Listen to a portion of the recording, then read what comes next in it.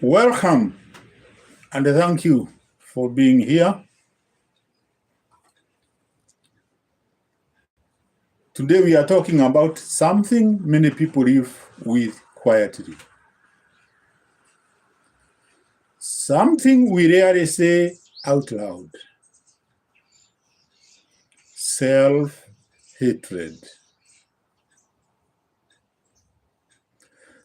That inner voice that constantly criticizes you, reminds you of your mistakes,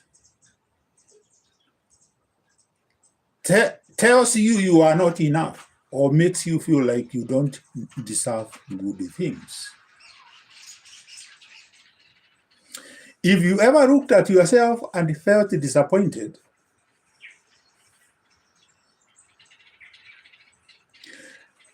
if you have ever replayed your past and wished you could erase parts of yourself,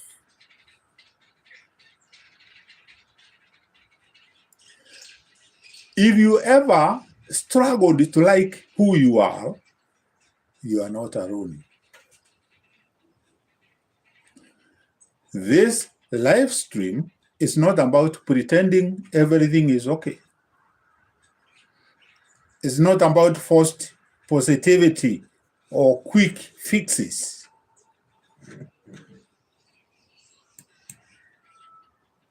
It's about acknowledging the pain, understanding where self-hatred comes from, and exploring practical, gentle ways to live with yourself, even when self-love feels impossible.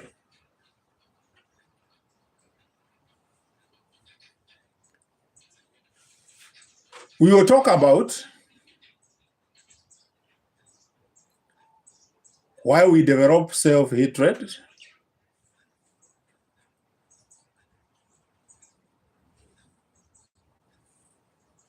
how it affects our relationships and choices,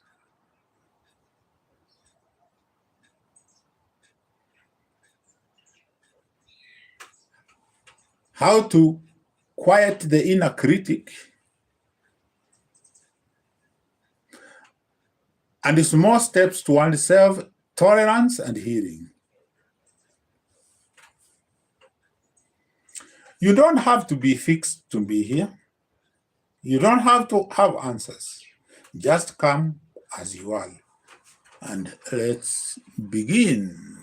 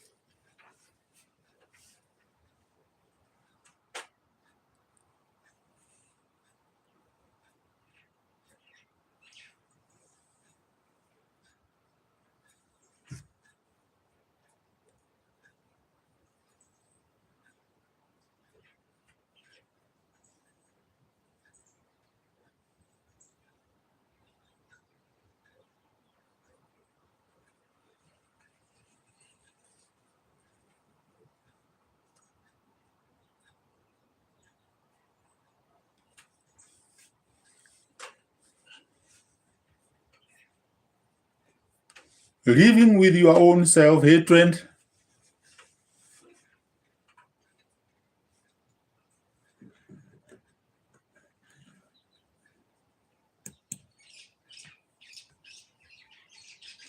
If your mind has never felt like a safe place, this conversation is for you.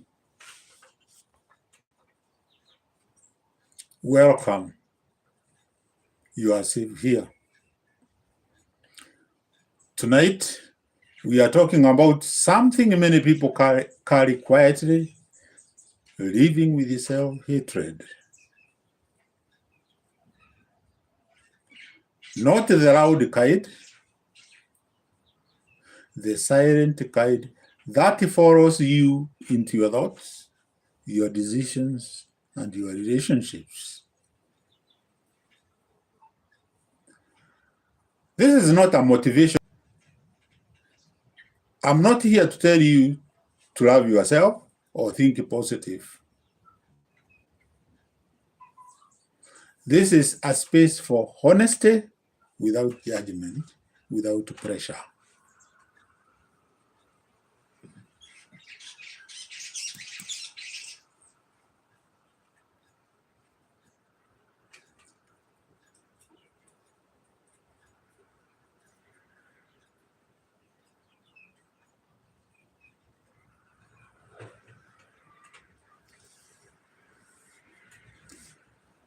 If you have ever felt like you are too hard on yourself,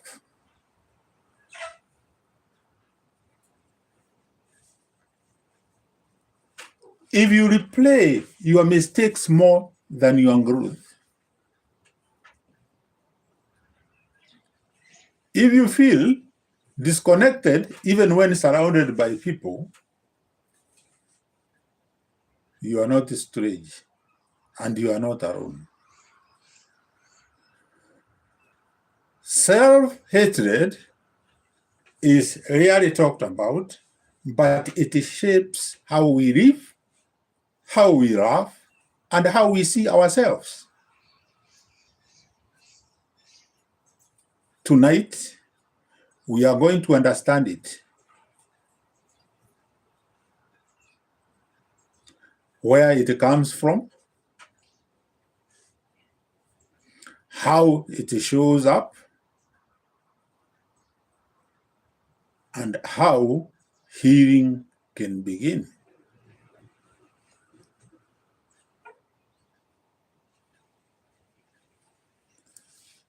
Take a breath and stay with me.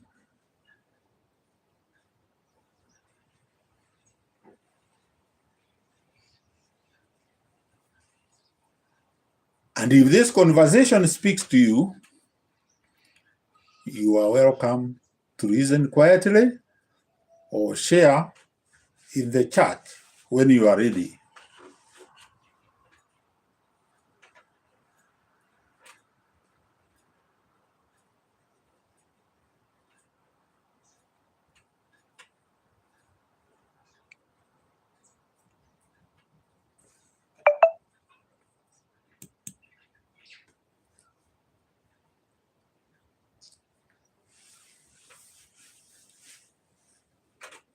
Today, we are talking about something many people feel but rarely say out loud. Living with your own self-hatred. This is a safe space. No judgment, no fixing, just understanding. Like the stream, subscribe, and share anonymously if needed.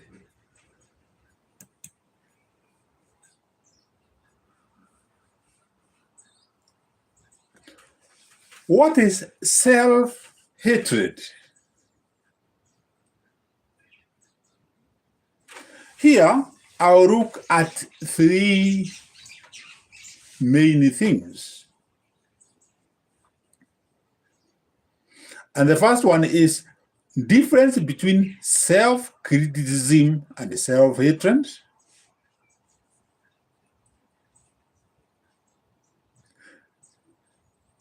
Internalized voices, that is, the parents, teachers, society, and past failures. And finally, we look at why it becomes constant inner judge. Have you ever felt like your mind is not safe, not in a safe place?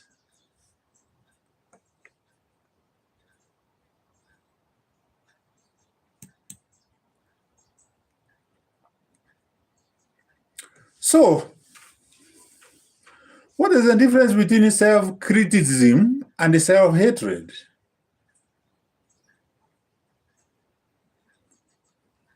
The key difference is self-criticism is about behavior.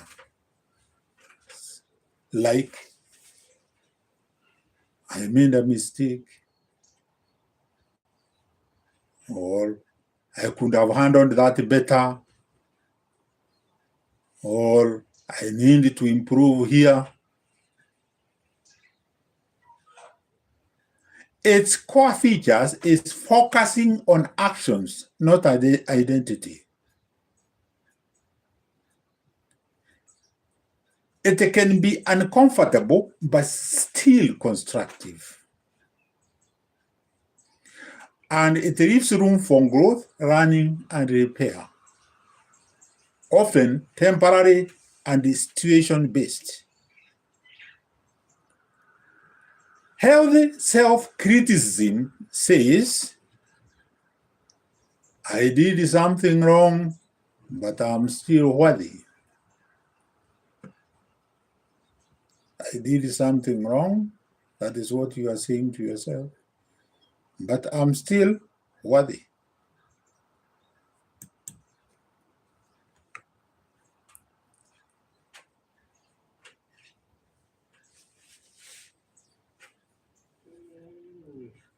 Self-hatred. Self-hatred, on the other hand, is about identity. Like telling yourself, I'm a failure, or there is something wrong with me, or I don't deserve love or success. And the core features are, it attacks the self, not the behavior. Feels constant, heavy, and personal. Leads to shame, withdrawal, or self-sabotage, and blocks growth because it destroys hope. And hence, self-hatred says, I'm wrong and I cannot change. That is what you are telling yourself internally. I'm wrong and I cannot do anything and I cannot change.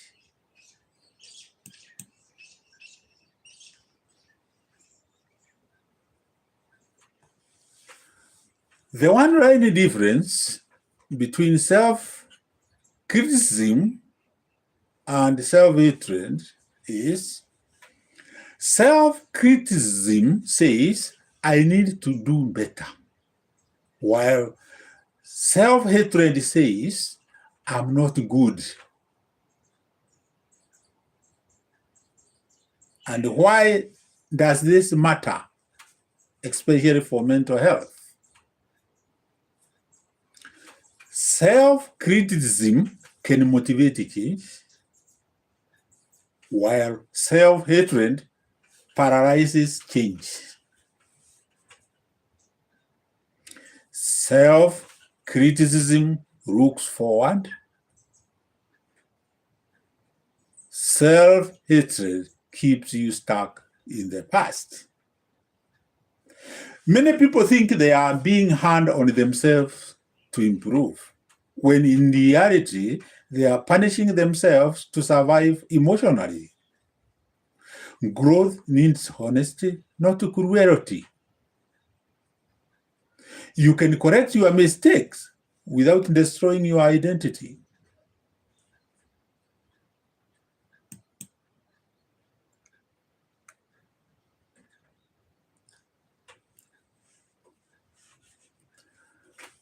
Let me come to the internalized voices from maybe parents, from teachers, from society, and even from past failures.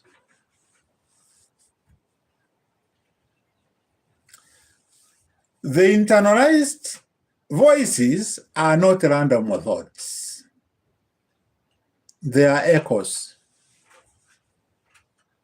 opinions, judgments, and labels we absorbed over time until they started sounding like our own inner voice.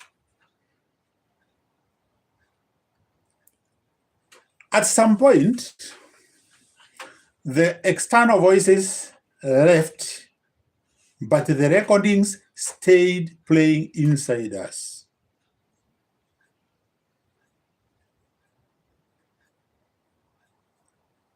Let me, for example, give the example of internalized voices from the parent's voice.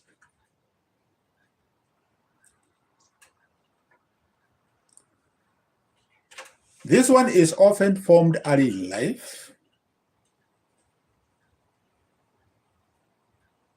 Why you? Why can't you be like others? You are too slow.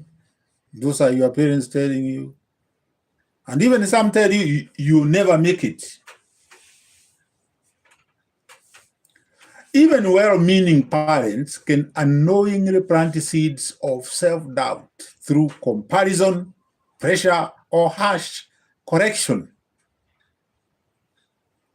A child doesn't question a parent's authority, they believe it. That belief becomes internal critic in adulthood.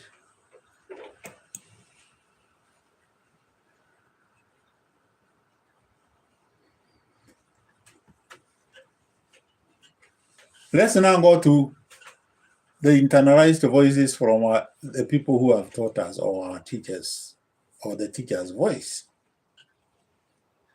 And this one is especially powerful for students.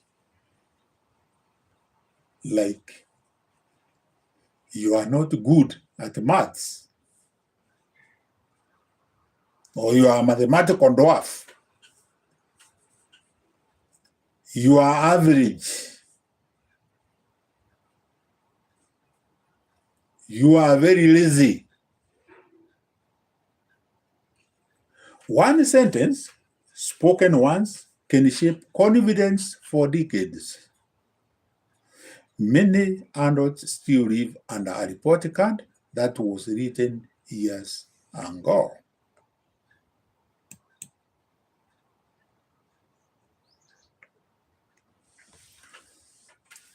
Now, let's come to the voices of the society.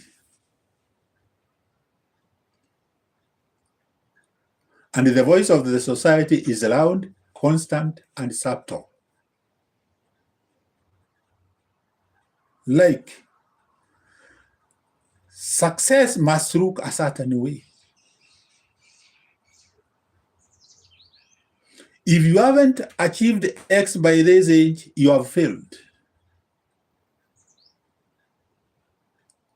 Men shouldn't struggle.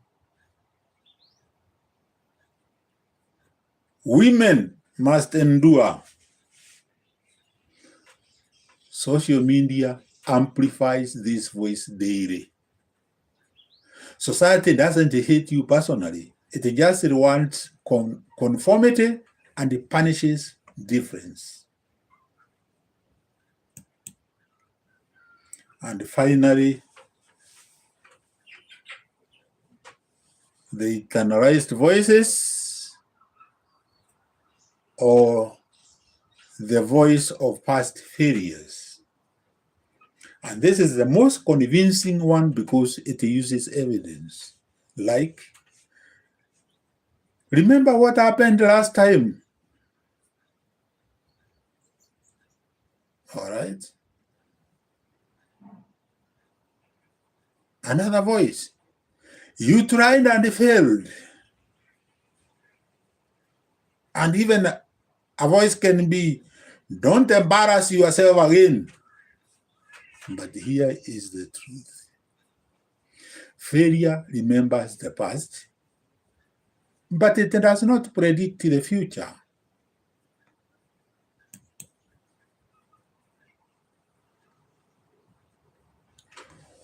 Why do these voices feel like you? It's because They have been repeated so often that your mind stopped labeling them as external. They feel like logic, reality, and truth. But they aren't narratives, not facts. Just because a voice is familiar doesn't mean it's true.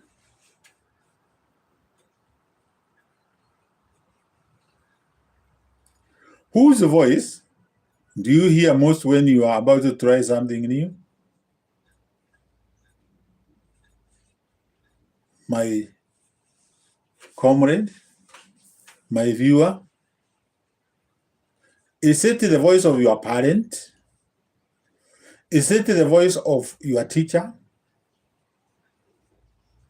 Or the voice of the society? Or the voice of failure?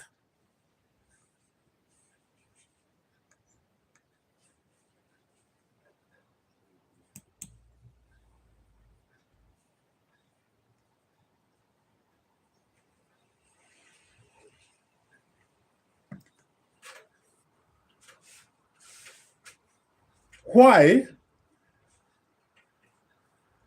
do those inner voices become constant inner judges? A constant inner judge, often called the inner critic, develops for a few deep human reasons. It isn't random. And it didn't start as an enemy. Here's why it happens. Number one, it begins as protection. Early in life, your mind learns rules to keep you safe, accepted, or loved. In such voices, don't fail.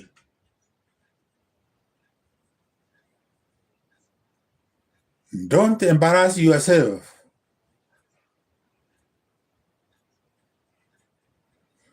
Be better so you are not rejected.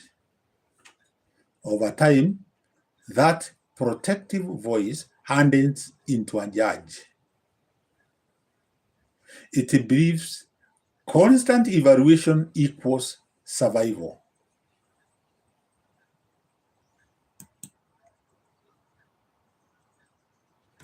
Number two, borrowed voices become internal. Teachers, parents, society, religion, and authority figures, especially when expectations were high or criticism was frequent, eventually the brain no longer needs them outside. It internalizes them. So the judge is often not really you, it's an echo. Number three, the brain prefers certainty over peace. The mind would rather criticize than face uncertainty. Judging feels like a control. If I judge myself first, others don't hurt me. If I'm harsh, I will improve. Unfortunately, it confuses awareness with punishment.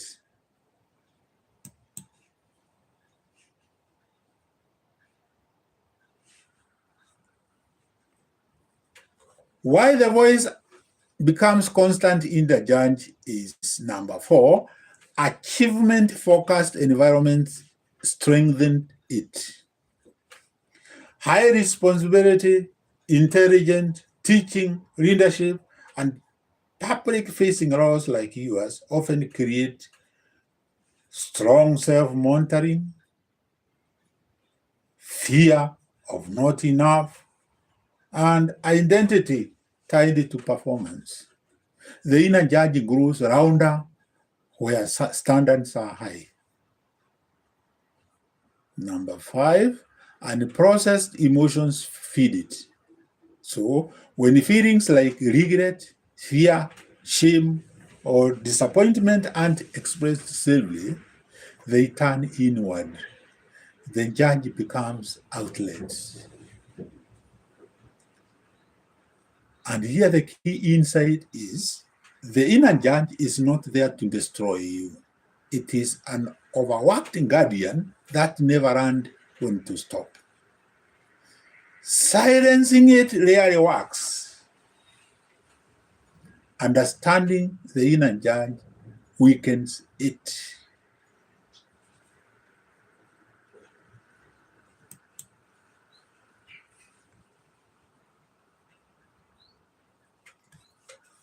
Now, let's look at how self-hatred shows up. If people look at you, well, they know this person has a problem. This person hates themselves. I'll break this into 4 lenses. And the first lens is emotional. This is where you have shame, guilt, and numbness. The second lens I'll look at is behavioral, the way you behave.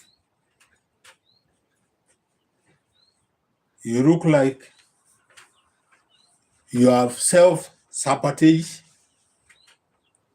you have withdrawal, and you are overworking.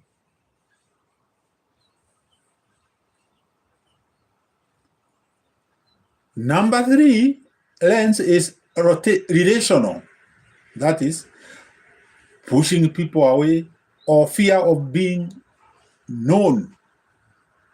And finally, the last lens, how self-hatred shows up, is identity.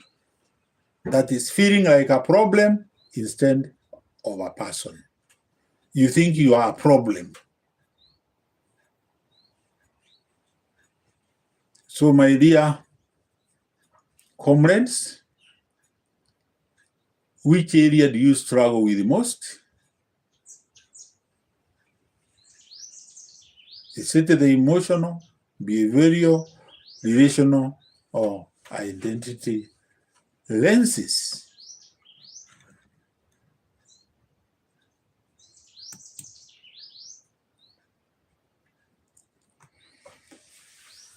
So let's now look at each of these lenses. And I'll start with the emotional and pick shame. Shame says, that is, you are saying to yourself, something is wrong with me. It's not about what you did, it's about who you believe you are. You feel ashamed. It grows from repeated criticism. Okay? Parents, teachers, society, religion, criticizing you. It grows. It thrives in silence. All right? You get your own cocoon, into your own cocoon. It makes you hide, shrink, and overcompensate. Shame attacks identity. Guilt. Guilt says, I did something wrong. All right? So unlike shame, guilt is behavior focused. But when it becomes chronic, it turns toxic. You replay past mistakes endlessly. You feel responsible for things you couldn't control. You apologize even when you are not at fault. And unresolved guilt feeds shame.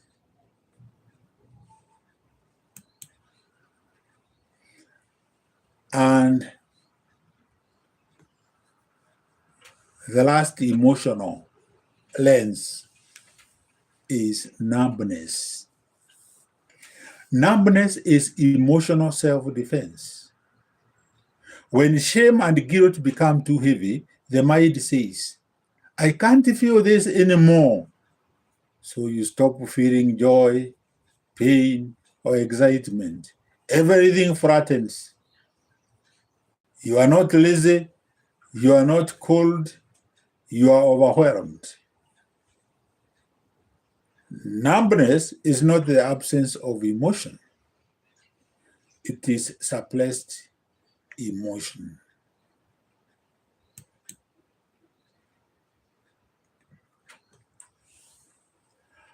How do the emotional lens aspects form a cycle? Or a cycle, sorry, a cycle. Shame will tell you internally, I'm not enough. Guilt will tell you internally, I keep failing.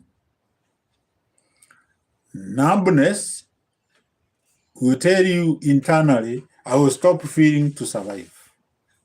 And the silence keeps the cycle alive when you keep quiet. So these things start repeating themselves, so it becomes a cycle.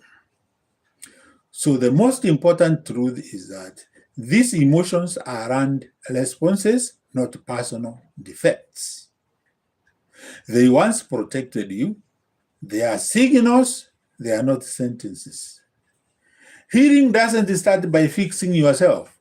It starts by understanding why your mind chooses survival.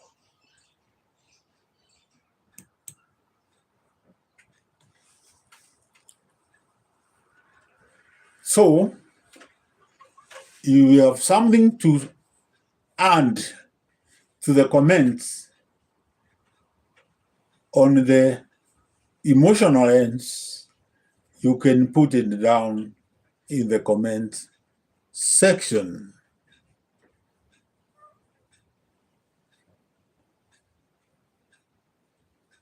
Behavioral lenses of behavior, the lens from behavior.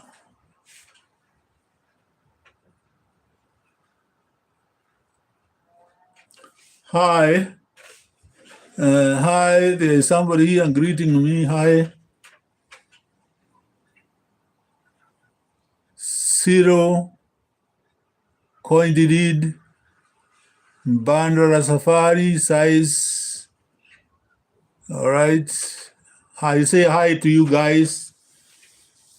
I hope you are still with me. We are going to the next lens, behavioral. So those behaviors are not random habits. They are protective strategies learned in response to internal threats, usually a harsh inner critic. Here is how each one works beneath the surface. That is behavior. Point number one is self-sabotage. What it looks like: procrastinating, self-sabotage, sabotaging yourself by procrastinating, missing deadlines, quitting just before success. You are just about to succeed and then you give up, making small mistakes that drill progress. And what's really happening? A deep belief says, if I fail on purpose, it hurts less than trying and being rejected. So self-sabotage creates controlled failure instead of risking exposure. It keeps the inner critic light, reinforcing its power. Hidden function: protection from shame, disappointment, or judgment. Guys, am I looking too technical or we are together? Are we together? Let's go to number two, behavior lens. Withdraw. And what does withdrawal look like? Pulling away emotionally, avoiding people, staying silent, and isolating even when lonely. And what is really happening? The mind believes, if I'm invisible, I cannot be hurt. But that is cheating yourself. Withdrawal reduces immediate emotional pain, but increases long-term loneliness. It reduces immediate emotional pain. That is withdrawal. But it will increase long-term loneliness. Often land in environments where expressing needs lead to criticism or dismissal.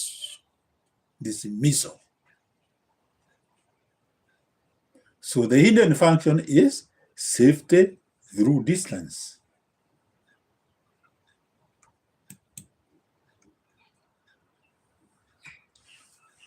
The third aspect of the behavioral lens is overworking. And what does overworking look like? Constant business, perfectionism, inability to rest, and guilt when doing nothing. In fact, there was a time I think I had such issues. And what is really happening to you? What is tied to productivity? I'm only variable if I perform. Overworking because an attempt to overturn inadequacy. Rest feels dangerous because silence gives the inner critic a microphone. So the hidden function is earning love, approval, or self-acceptance through exhaustion.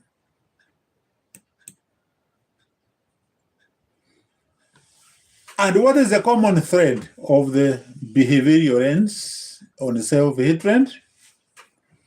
All three are responses to the same inner message. Who you are is not enough. You must hide, prove, or punish yourself. They are adaptations, not flaws. They once helped you survive emotionally, but now they limit you. These behaviors don't mean you are lazy, antisocial, or obsessive.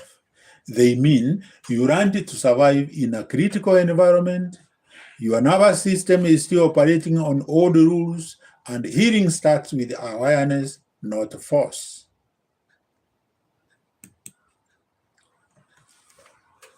And now let's come to the last lens, the relationships or relational lens. This pattern often develops quietly and feels protective, but it slowly becomes isolating. And what is really happening beneath this lens? At its core, pushing people away isn't about not wanting connection. It's about fearing what connection might expose. You don't want people to be near you. You are fearing what, if you associate with the people, what they might expose about you. So we have fear of exposure. If they really know me, they will see my flaws. Fear of rejection. Better to live fast than be left. Fear of independence.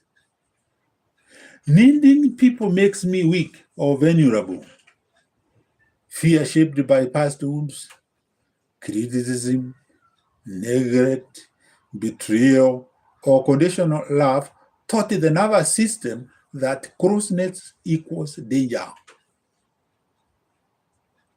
Criticism, neglect, betrayal, or conditional love taught the nervous system that closeness equals danger.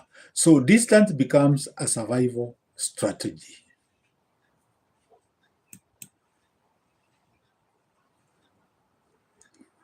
How does relational lens on self-hatred show up in daily life? You observe that the person is keeping conversations surface level, using humor, intellect, or business to avoid emotional depth, pulling away when someone gets close, ending relationships just as they start to matter, feeling lonely yet uncomfortable when connection is offered. Outwardly, it can look like independence. Inwardly, it feels like constant self-protection. So the inner conflict, there is often a painful contradiction. I want to be seen, but I'm terrified of being known. You see, you are contradicting yourself. You would like to be seen, but you are fearing to be known. That tension creates emotional walls, self-silencing, and a sense of being misunderstood even when others are trying.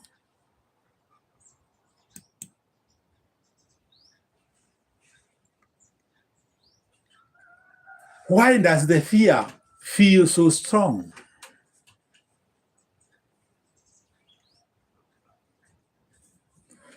Being known means someone might leave, someone might judge, someone might confirm your worst beliefs about yourself. So the mind says, distance is safer than hope. What is the cost? While this pattern protects you from hurt, it also blocks deep intimacy, healing relationships, and the experience accepted as you are. Over time, isolation can reinforce the belief. No one really wants the real me.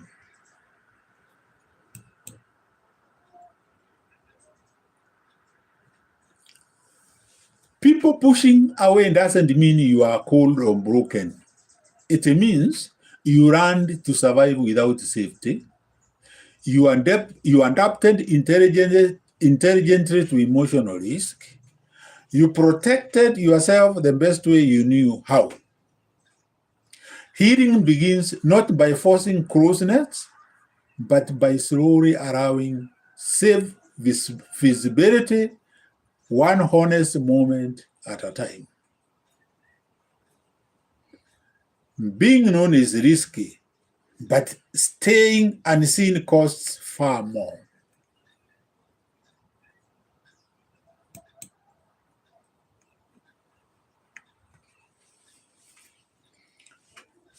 Let's look at the identity lens, feeling like a problem instead of a person. You feel like a problem instead of feeling like a person. This line cuts deep because it names an identity would, not just a feeling.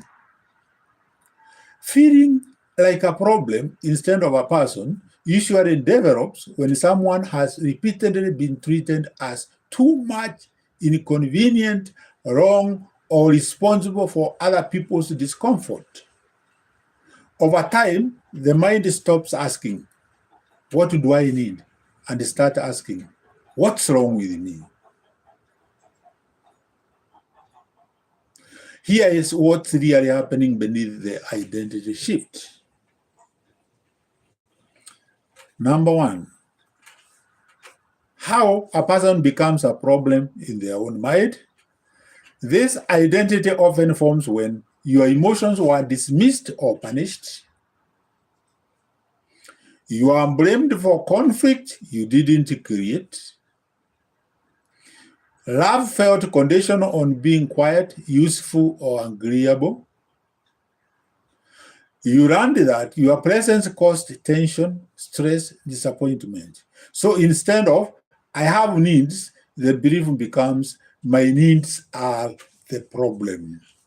And that's not personality, that's learned survival.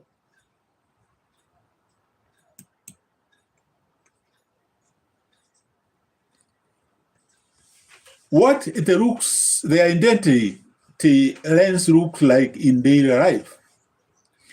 When someone feels like a problem, they may apologize for existing. Sorry to bother you. That's what people will say. I'm very sorry to bother you. Or minimize pain or success. Avoid asking for help, or over-explain, or over-give. Leave relationship before they are rejected. Inside, there is a quiet thought. If I take space, I'll cost someone something. That is the quiet thought. If I take space, I'll cost someone something. So you withdraw. And why is the identity lens painful? Because a problem is something to be fixed, removed, or tolerated. But a person is meant to be known, held, and respected. When identity shifts from person to problem, shame replaces curiosity, self-compassion feels undeserved, boundaries feel selfish, rest feels laziness. You start managing yourself instead of living.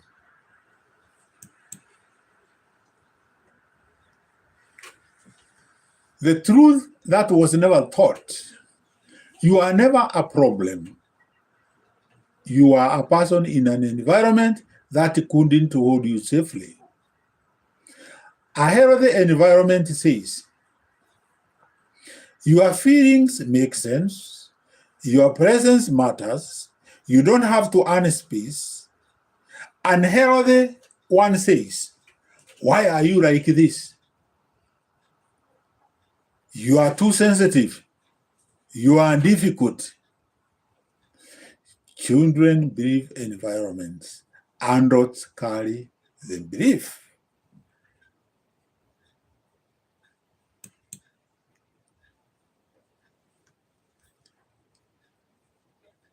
So instead of asking, how do I stop being a problem?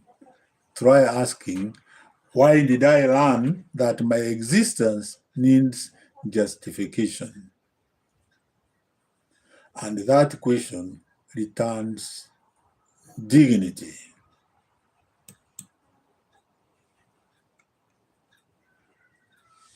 Now, where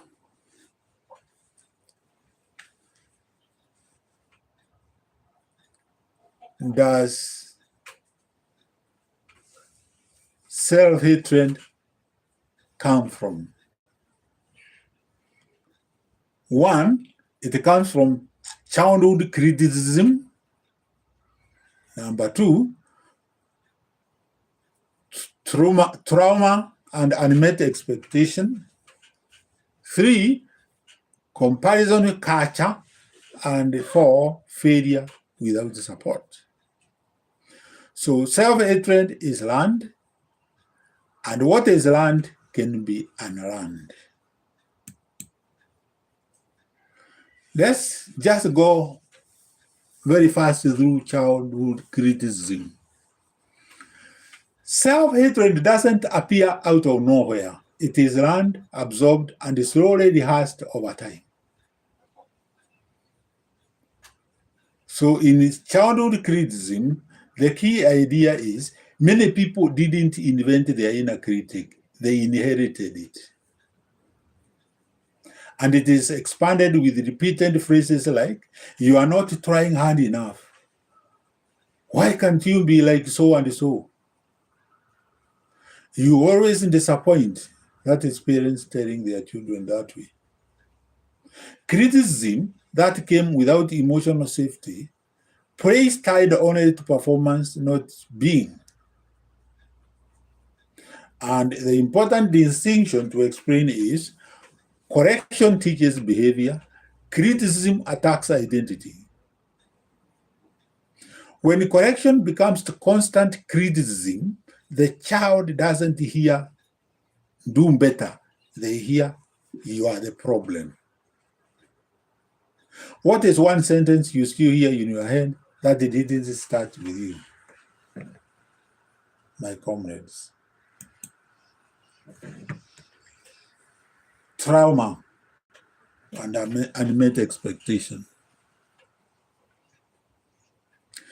Trauma isn't what happened, it's also what never happened. Emotional neglect, absent affirmation, being forced to grow up too fast, living up to others' dreams instead of your own. When expectations are unmet, shame steps in. Like, I failed. I'm disappointment. I don't deserve rest or joy. Unmet expectations often turn into self-punishment, especially when no one helped you process the loss. Comparison culture. Comparison today is constant, curated, and cruel. Social media success timelines, highlight reels versus real life, measuring your behind the scenes against others' edited moments. And this makes comparison feeds self-hatred by whispering, you are it, you are behind. Everyone else figured it out, but you. Comparison doesn't inspire healing. It breeds quiet self-contempt. Why do you secretly compare yourself to, and how does it make you treat yourself afterwards?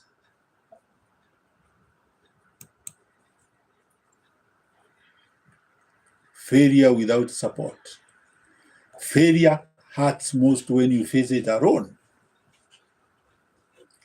Academic failure without guidance. Business failure without mentorship. Relationship breakdowns without emotional safety. Being told to be strong instead of being supported. Failure plus isolation equals self-hatred. Failure plus compassion equals growth. Failure did not destroy you. The absence of support did.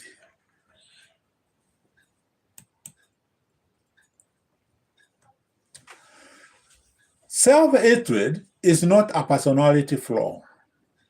It is a survival response to criticism, trauma, comparison, and unsupported failure.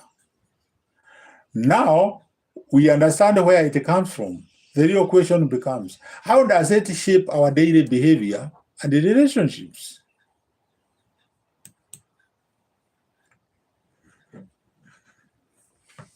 Healing without pressure. Self-tolerance before self-love. Step 2 to share. Naming the inner critic, separating identity from mistakes, plus practicing neutral self-talk, allowing help and community, progress, not perfection. You don't have to love yourself to stop hurting yourself. If loving yourself feels fake right now, that doesn't mean you are broken. It just means you are human and still healing.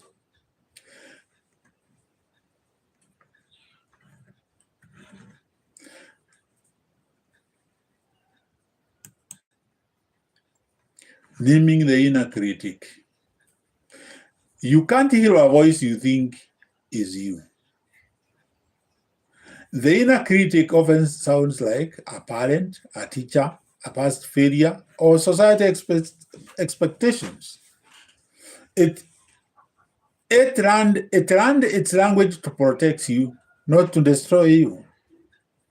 If your inner critic had a name or tone, what would it be? A thought can be loud without being true. Separating identity from mistakes. You are more than what you have done. Many of us don't say, I made a mistake. We say, I'm a mistake. But behavior is something you do. Identity is who you are. You can be a good person who made a good choice. You can be worthy even while still running. Try changing the sentence, I'm a failure, and make it, I failed at something. Change, I'm broken, and turn it to, I'm hurting. This small language shift creates space for healing. What is one label you have been using on yourself that could be replaced into description instead? Practicing neutral self-talk. You don't have to love yourself yet. You just have to stop attacking yourself. Neutral self-talk sits between hate and love. Instead of, I'm useless, try, I'm having a hard day. Instead of, I hate myself, try, I don't feel okay right now. Neutral statements are calmer. They are calm. They don't exaggerate. They don't punish. They tell the truth without cruelty.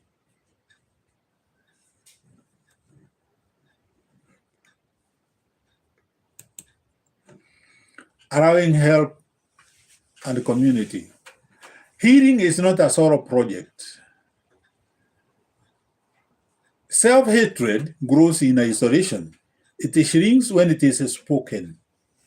You don't need to tell everyone. Just one safe person is enough. A friend, a therapist, a support group, even online community.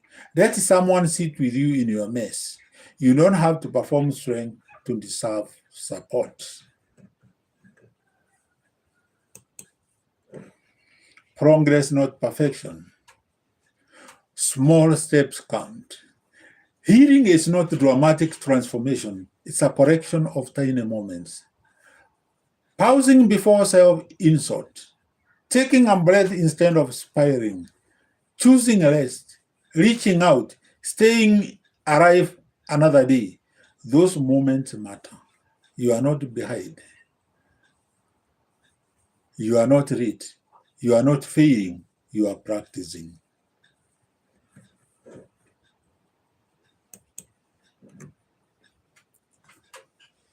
Healing without pressure means I don't need to become perfect.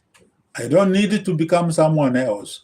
I just need to become a little kinder to the person I already am. And that is enough for today.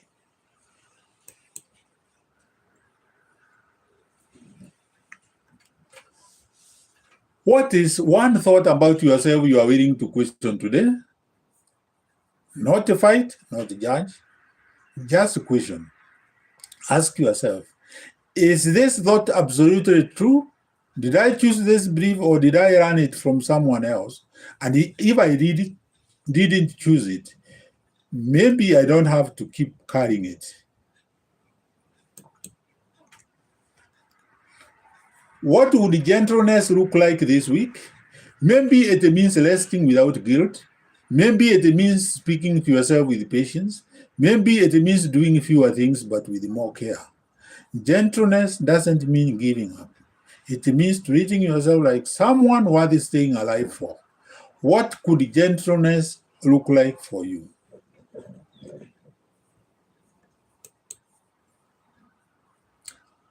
As we come to the end of this conversation, I want to hear this. You are not broken. You are not a lost cause. You are a human being who has been hurt, shaped, disappointed, and is still standing. Self-hatred doesn't disappear overnight. Healing is not a straight line. Some days you feel stronger, other days the old voice will return, and that is okay.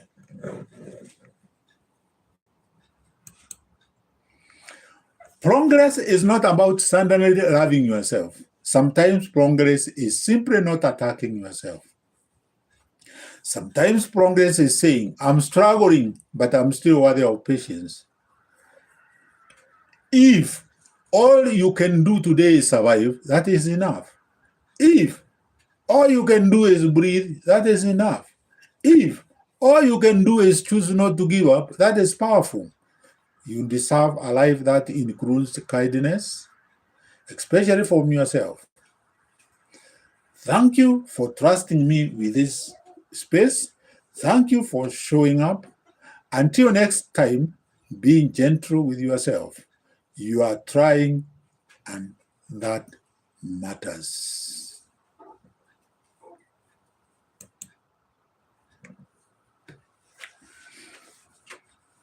Thank you so much to everyone who joined me live for living with your own self-hatred.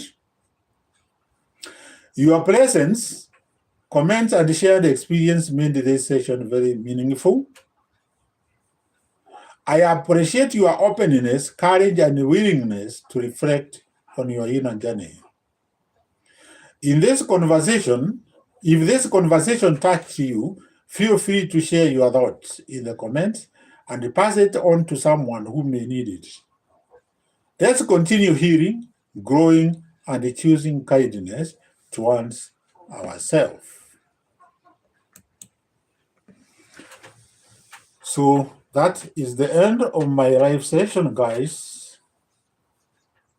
I don't take it for granted that we have been with you for slightly over an hour. May God bless you. Subscribe to the channel. Please give me positive comments so that maybe I can improve my next life. Otherwise, you can share the ideas I've tried to put with your friends. Anywhere the idea did not come clearly, you can put down your feelings in the comments below. Bye-bye, guys, and may I see you in my next life.